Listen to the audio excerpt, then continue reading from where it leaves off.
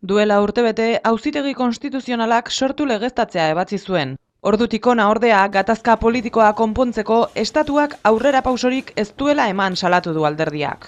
Gaur egun, Euskal Herriko eragile politiko eta sozial gehienek onartzen dute estatuak ez duela honetan, prozesu honetan ez duela aurrera pausorik egin eta guztiok nabarmentzen dugu gainera erakusten ari dela atzerantz egiteko joera kezkagarria.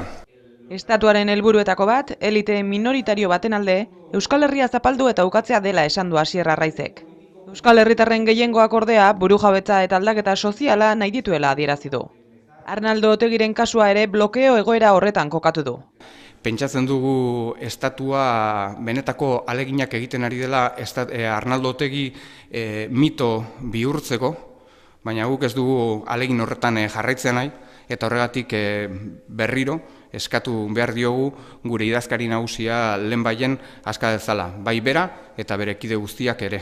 Eta espero dezagun hori lehenbaien gerta dadila eskubide kontu badelako. Honi aurre egiteko 50 urtez egindako borroka politikoari jarraipena eman behar zaiola aldarrikatu du. Sorturen erronka nagusietako bada, herri borroka uholde horren indarrez, Euskal Herriak bizi duen garai berria bultzatzea, eredu politiko berri bat sortuz. Sorturen legeztapena herri borrokaren bidez lortu zela esan du, eta era berean, orain, estatuaren jarrera aldarazteko indarrak batu behar direla. Herri gisa erantzun behar dela.